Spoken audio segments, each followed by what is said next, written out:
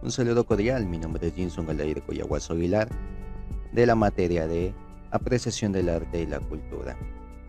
Listo, en este presente video vamos a estar tratando un poquito acerca del taller de nuestro trabajo respecto a la arquitectura de pueblos y nacionalidades, la importancia de la arquitectura en la identidad cultural y todos estos temitas se estarán tomando en cuenta en este taller.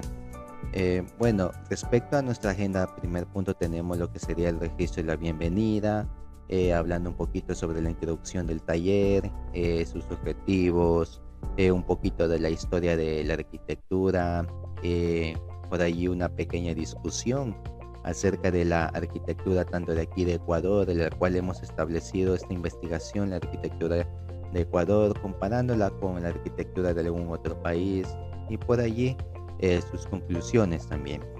Listo, entonces empezando, tenemos nuestra introducción a esta investigación, a este taller respecto a la arquitectura. Como mencionaba, la arquitectura aquí en Ecuador, que es un componente fundamental de la identidad cultural de los pueblos. Entonces, la diversidad de las culturas y nacionalidades siempre se va a ver reflejada en una vasta gama de tradiciones arquitectónicas que van desde las viviendas indígenas de los Andes y la Amazonía hasta la construcción de, de esas colonias, tanto en ciudades como Quito y Cuenca. Un pequeño ejemplo que también tenemos aquí en nuestra imagen. Podemos observar esta arquitectura, esta casita, que está hecha con ladrillo de barro, por ahí con sus tejitas. Son, son casas arquitectónicas que se han construido desde antes. Todo eso son arquitecturas que se han venido llevando desde antes y son algo que dura hasta el día de hoy, que hasta el día de hoy nosotros podemos observar en muchas ciudades, incluso en los campos.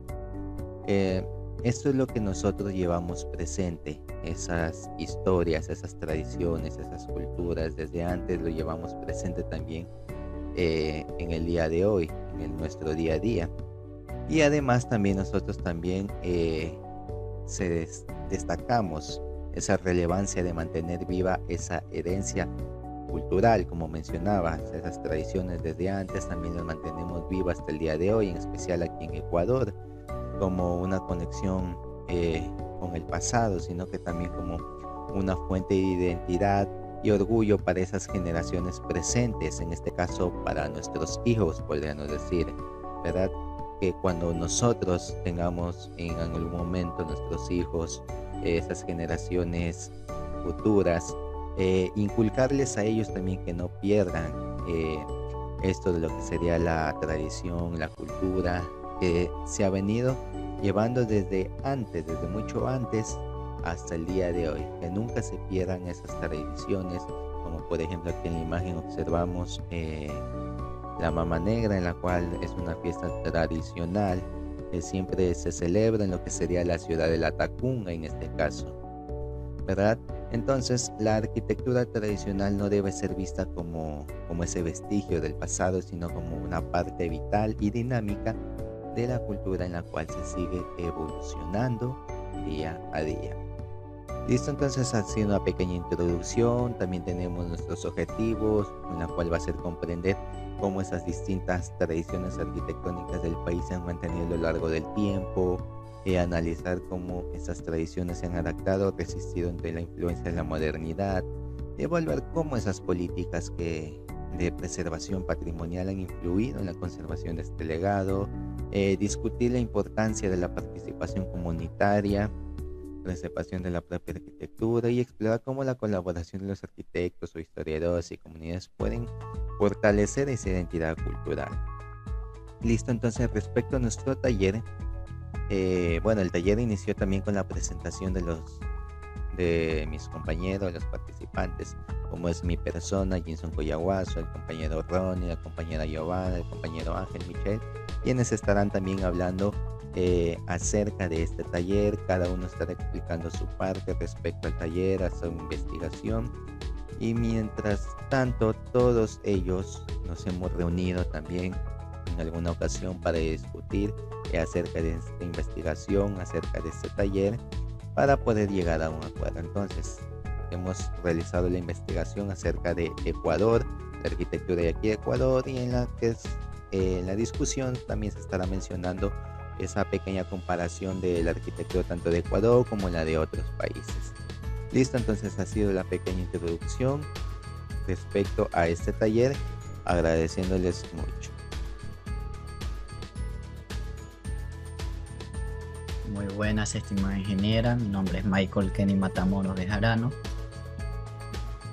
Voy a explicar un poco breve sobre lo que es la charla inaugural correspondiente al tema de la importancia de la arquitectura tradicional en la identidad cultural.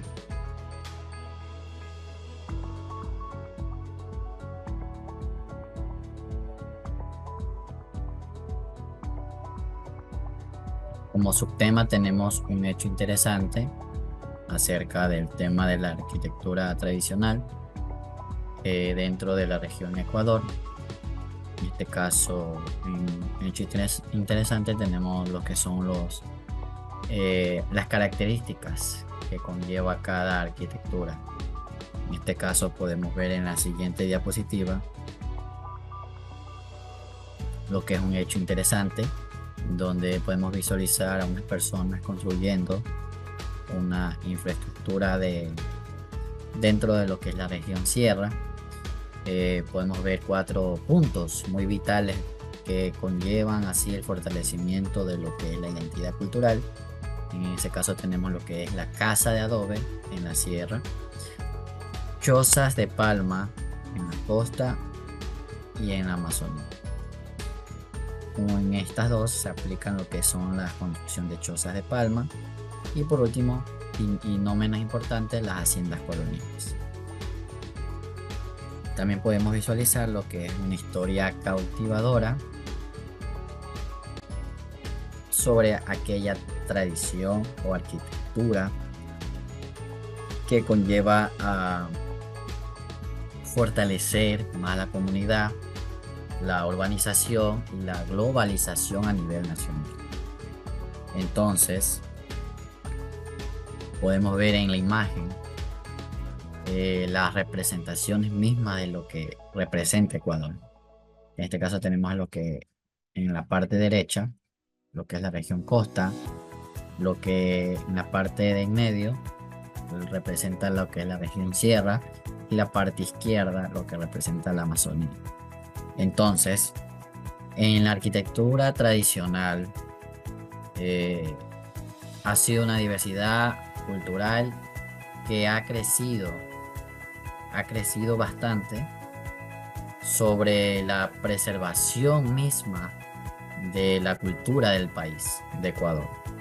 Eso simboliza la conexión también de la comunidad, tanto en el entorno como en la historia que va pasando año por año, siglo por siglo.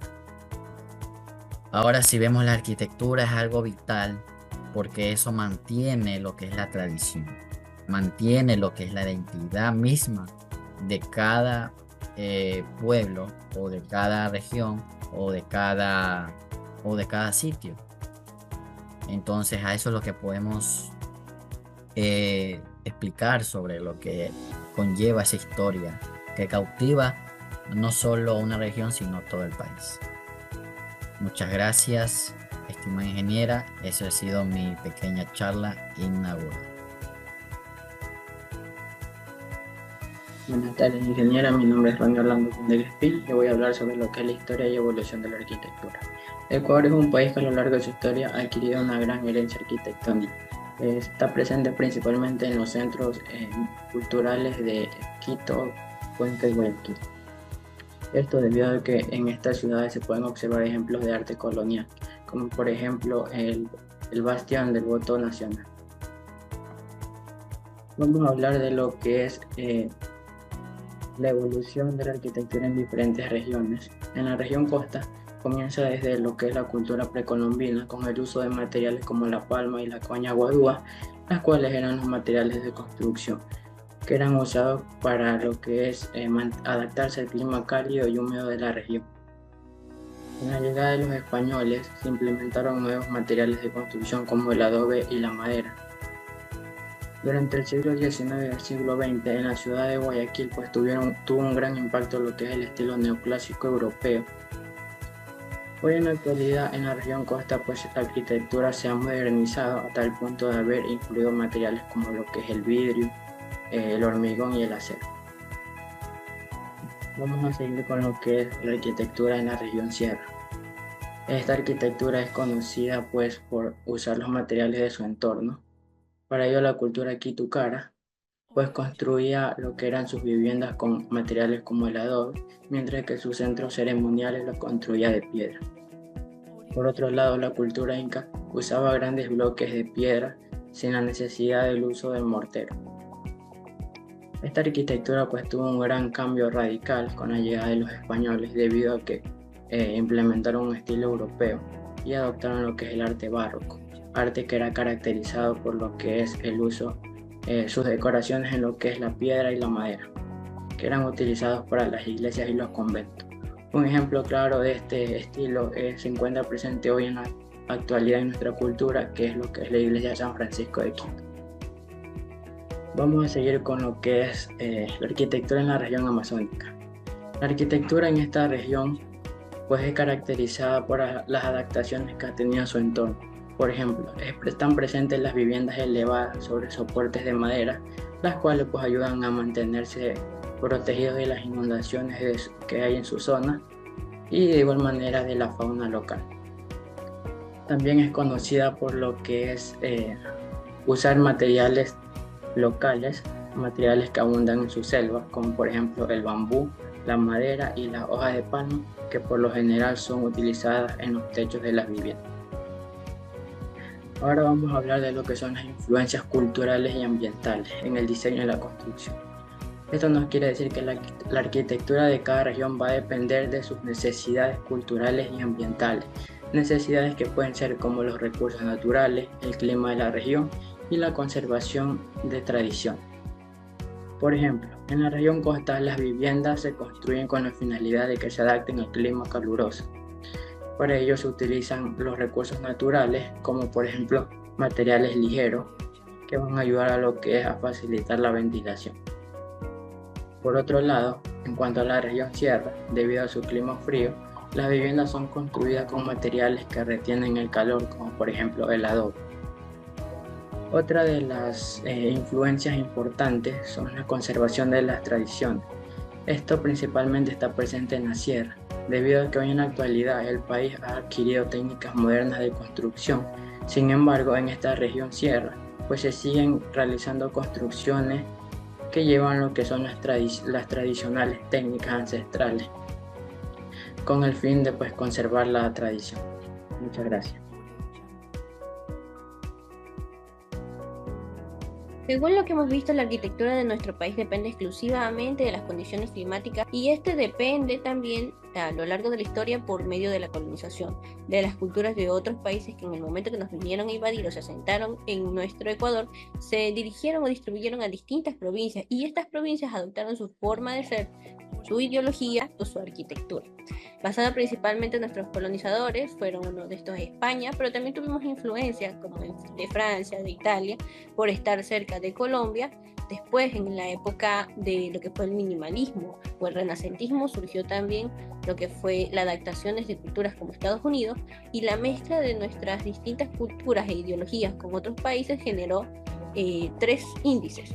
Esto surge a partir de que los otros países, como nos impusieron su ideología, nosotros adoptamos mezclándola con nuestra propia cultura. Una de nuestras influencias directas fue España. España vino a invadirnos y nos impuso la religión, y luego nos impuso la construcción de iglesias para impartir dicha religión, que fue la católica. Por ende, las Pichincha y Quito están más rodeadas de este arte colonial o este arte coloquial incluso dentro de lo que es su infraestructura, ya que tienen casas coloquiales, plazas y conventos, uno de estos las plazas de la Independencia, y las iglesias y catedrales, todas redescubiertas en su interior por una técnica conocida como pan de oro. Nuestros indígenas extraían lo que era el oro y en aquel entonces se los otorgaban al Inti Raymi, pero se cambió este tipo de ideología para que se las dieran a las iglesias, ya que en España no tenían este mineral y no podían darle un valor más allá.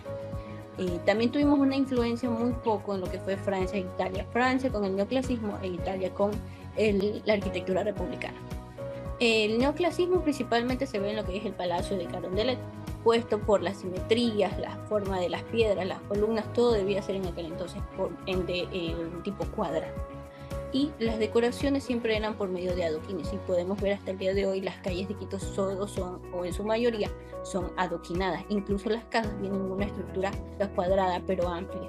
Mientras que el estilo italiano, el estilo por así decirlo republicano, se dio más en las provincias del Guayas y Azuay, principalmente en Guayaquil y Cuenca. Si podemos notar, los barrios más importantes de estas dos provincias se ven por lo general una infraestructura de techos altos que implementan balcones amplios. Ese proceso que consistía en la transformación y el avance de lo que eran las casas de madera a las casas metálicas o las decoraciones metálicas, pero siempre manteniendo el mismo enfoque, balcones y ventanales altos. También tuvimos influencia de Colombia por nuestras limitaciones. Que más se ve presente es la iglesia del Plajas.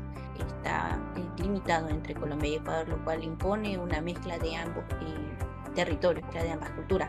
Tienen lo que es el aspecto arquitectónico colonial y también tienen el aspecto arquitectónico republicano. En este caso, al mezclar ambas, se ve que dentro de esta iglesia se encuentra lo que es los adoquines, en todo momento los adoquines de la iglesia, la construcción estructurada de forma cuadrada, pero al mismo tiempo se debe hacer una ampliación en lo que serían sus ventanales. De esta forma se combinan ambos conceptos, pero principalmente siempre se van a centrar en lo que son los aspectos de iglesias y catedrales. Luego tenemos también de influencia Estados Unidos, que nos dio influencias contemporáneas.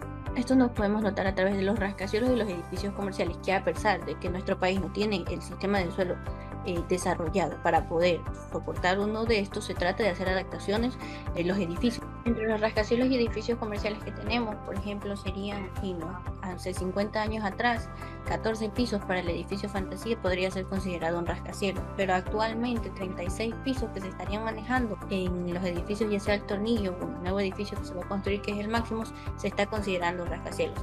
Nuestro nivel de suelo no está proporcionado para una estabilidad de estos edificios. Por aquel motivo es que se van inclinando o se van cayendo con el paso del tiempo. Sin embargo, tratamos de adaptarlas a nuestro entorno, en lo que son urbanizaciones modernas, pero al mismo tiempo no se debe confundir con lo que sería el minimalismo. El minimalismo es una extensión de una influencia contemporánea, más no es la influencia contemporánea como tal.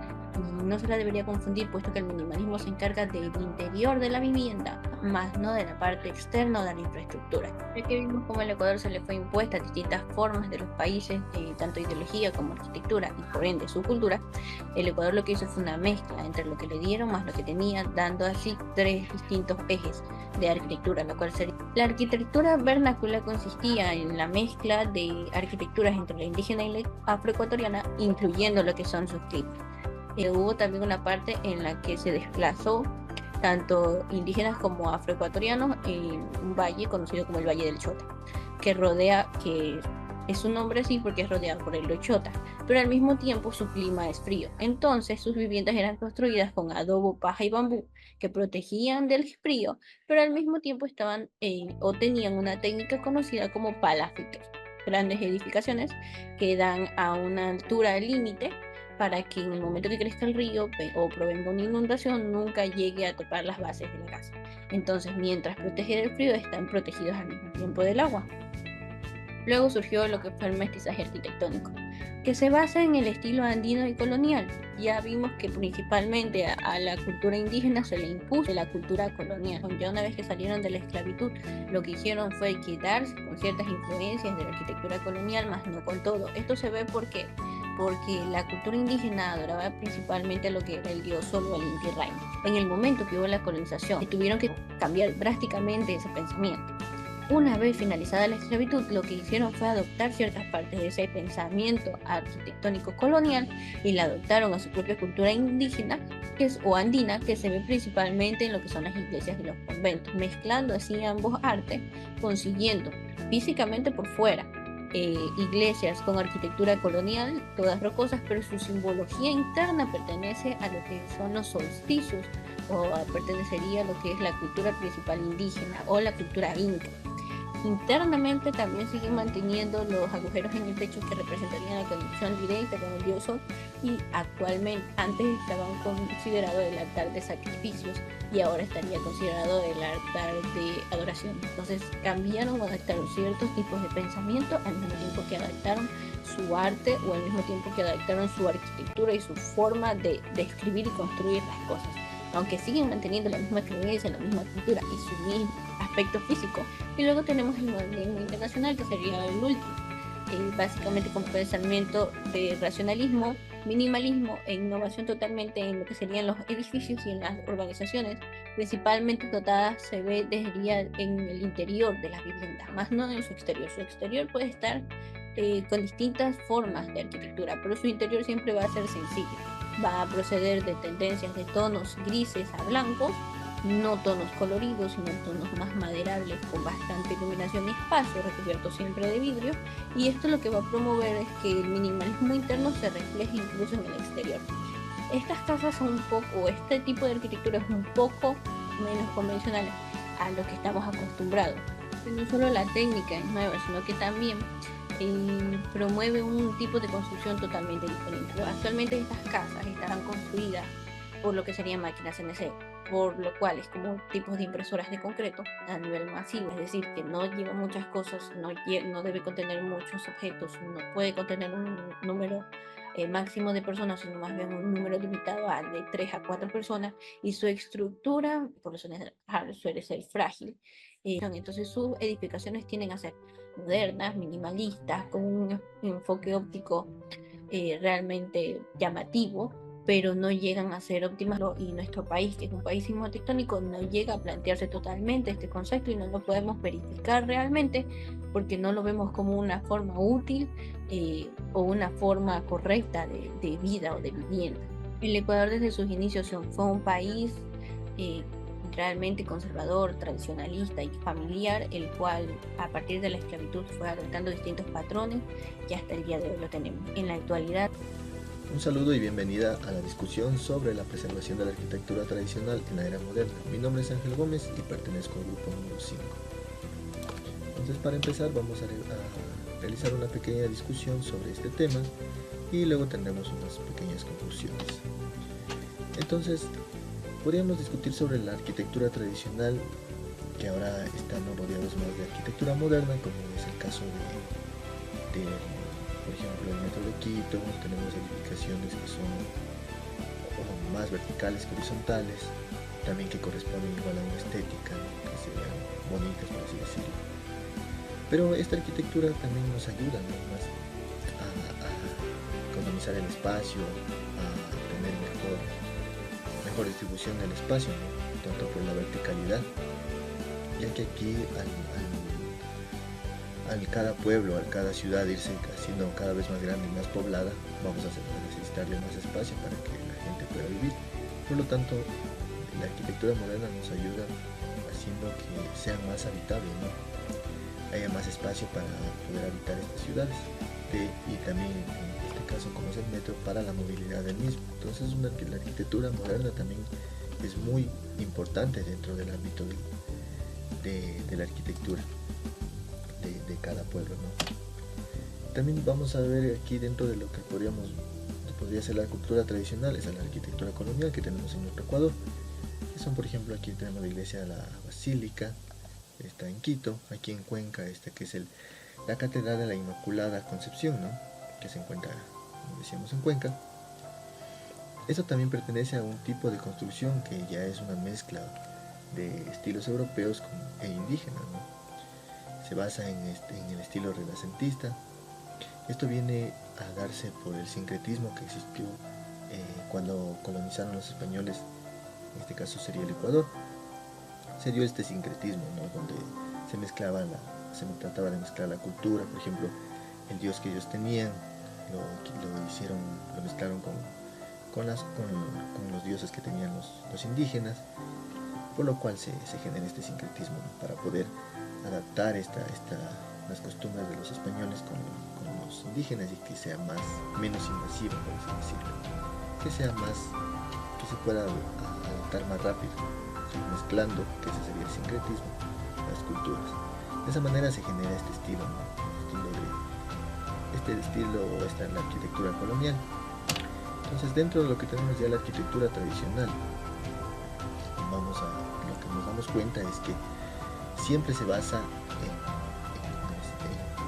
los materiales de cada zona, ¿no? Por ejemplo, costa, sierra, Amazonía y Galápagos, que también sería parecido a estas dos regiones, tanto costa como Amazonía, pero Galápagos con una diferencia de que se fue poblando ya cuando se descubrió las islas, entonces tenían una arquitectura un poquito más moderna, por así decirlo, ya con cemento y acero, pero también se utilizan igual materiales de la zona. También, por ejemplo, aquí en el tipo de la sierra vemos que está hecho de adobe, que tiene paja, tiene barro, y muchas veces se utilizaba estiércol, también estiércol de vaca, para poder aislar térmicamente las casas, ya que sabemos que en la sierra hace mucho frío. Y de la misma manera vemos que para las partes donde es más cálido, vemos que tiene un poco de ventilación por este tipo de construcción, ¿no? Con caña va a entrar un poco de aire, va a ser más ventilado. También está un poco alto, las casas son altas debido a que surgen inundaciones, además que hay animales, por ejemplo roedores, serpientes, así de este tipo, que se pueden colar dentro de la casa. Y al tener también así esta altura, también tienen un espacio las personas para distraerse, ¿no? Como decir, un tipo patio. Sí, entonces cada una de las construcciones, cada una de las arquitecturas utiliza materiales de la zona, ¿no? Y dependiendo a su clima, también estos estilos se van dando. En un estilo, por ejemplo, decimos que está alto, aquí están pegados al suelo, porque no tienen esa necesidad de que vayan a surgir inundaciones, ¿no? Entonces mantener esta arquitectura es importante. ¿Por qué? Porque esto nos habla de cómo es nuestra zona. Por ejemplo, aquí no podríamos construir iglús o casas de bambú, ¿no? Porque no tenemos, o no se tenía en ese entonces, no existía una globalización total. Entonces no existían estos materiales, y conforme se van dando los diferentes tipos de arquitecturas, dependiendo de la zona. Entonces ahora vamos a ver una comparativa. Comparemos cómo son las construcciones de los diferentes países. En este caso, por ejemplo, la cultura de los inuits. Ellos, por ejemplo, tienen construcciones, los iglús que se llaman, los construían con pieles, con huesos de animales, ¿no? Y también con pieles igual de animales, los secaban y iban tapando, iban cerrando.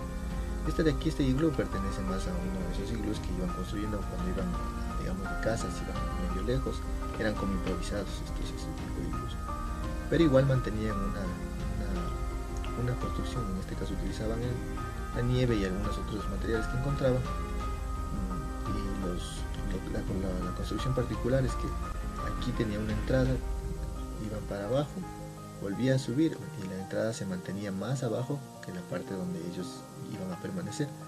¿Por qué? Porque de esta manera el aire caliente, entraban por aquí, se bajaba y subían. Entonces aquí se mantenía caliente el aire, porque obviamente porque el aire caliente se mantiene arriba, el aire frío va a ir abajo por el hecho físico. Entonces acá arriba ellos se mantenían más frescos, y de hecho llegaba a tener una diferencia de temperatura con el exterior de 20 grados, que si afuera estaba a 0 grados, adentro estaría a 20 grados, que no era así, ¿no? Obviamente llegan a temperaturas bajo cero, pero con 20 grados de diferencia es mucha ayuda, ¿no? Estos iglús ayudaban a eso, pero los que más utilizaban eran los que estaban hechos de pieles, de huesos y así, cosas que tenían. Y entonces vemos que cómo cambia, ¿no? Aquí tenemos hielo, que también obviamente a veces nevaba y caía encima de los iglús, pero también se utilizaba hielo para hacer este tipo de iglús que decíamos que es para cuando iban a cazar, eran como que eran improvisados, ¿no? Los que les llamaban de avanzada también solían decir. Entonces utilizan hielo, colmillos, de huesos, de ballenas, focas, así que cosas que no habían, por ejemplo, en la costa, en la sierra, o en el oriente de nuestro Ecuador, ¿no? Cada cultura utiliza los materiales que tiene a su disposición para realizar sus diferentes arquitecturas. Y en este caso también tenemos la cultura china, ¿no? Que aquí es el uso de bambú, ¿no? Son mucho tiene mucha influencia el bambú porque es un material que tienen a su disposición. Entonces vemos cómo utilizan el bambú y también tienen un pequeño estilo de ellos, ¿no? Un estilo propio. Y acá no se conserva mucho ya ese estilo, ¿por qué? Porque hubo una mezcla bastante radical, por así decirlo. Pero en cambio en estos sectores asiáticos la mezcla no fue tanto, más o menos como que entre ellos. Sí, por eso todavía conservan rasgos, aunque ya las edificaciones también han cambiado, ya no utilizan bambú, también cemento, pero tienen todavía esos estilos, como aquí por ejemplo esas como ondulaciones así, ¿no? Pero conservan todavía ellos eso porque su cultura no se ha visto tan modificada, ¿no? Ahora pasemos a las conclusiones. Vamos a ver que la arquitectura de cada pueblo es dada a través de los años por las diferentes tradiciones y costumbres del mismo.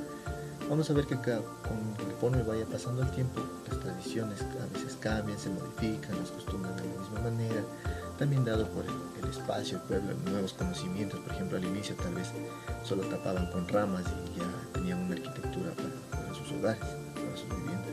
Pero conforme fue pasando el tiempo, podían cortar, podían manejar, maniobrar, dar forma a las diferentes, por ejemplo, la madera. Entonces podían ir creando diferentes construcciones, por eso se va adecuando, se va cambiando. Sí, la arquitectura moderna también es algo indispensable para el desarrollo de cada pueblo, más allá de creer de basarse o quedarse en el tradicionalismo, es decir, que no es que nuestra cultura o nuestra arquitectura tradicional es así y así tenemos que seguir manteniendo, no. Porque como nos damos cuenta aquí en la primera conclusión es que siempre se va a ir modificando, y esto se modifica igual que el lenguaje, por ejemplo. Con el pasar del tiempo se necesitan nuevos términos, nuevas cosas que aparecen, entonces tiene que irse modificando, ¿no? Va siendo imperioso la modificación. También vemos otra conclusión, que la preservación de la arquitectura tradicional es muy importante debido a la cultura que esta guarda. Obviamente también es indispensable mantener nuestra cultura tradicional, así como vimos también la colonial, que ya puede ser parte de nuestra tradición. ¿Y por qué? Porque gracias a esto podemos ver cómo era el clima hace años, cómo era qué plantas existían, todo este tipo de cosas, ¿no? Por ejemplo, si de aquí a unos 100 años en Ecuador empieza solo a nevar, caer nieve como que fuera Alaska, y mantenemos todavía esta arquitectura, las arquitecturas anteriores, alguien que no sepa cómo era antes, gracias a estas arquitecturas pueden decir, que existió la paja, existía la caña. Entonces, gracias a todo eso, pues, se puede también dar un estudio de cómo era el clima antes, cómo eran las plantas y las condiciones en las que se vivía, ¿no? Por ejemplo, si llovía mucho, por eso las construcciones son altas, ¿sí? La arquitectura, otra conclusión también es que la arquitectura no es constante en el tiempo, como vimos, ¿no? Depende de varios factores, como las diferentes mezclas culturales, claro, también se da por la globalización y el cambio climático o las condiciones de la zona. Entonces obviamente la arquitectura va a ir modificándose con el tiempo, pero es importante guardar estas tradiciones o estas arquitecturas tradicionales por la misma memoria, la misma, la misma cultura que guarda dentro de ellos, ¿no? Todo lo que tenemos, todo lo que fuimos, tanto como lo tradicional como lo que es lo colonial, nos habla de todo nuestro pasado. ¿Sí? Entonces esas serían las conclusiones. Muchas gracias.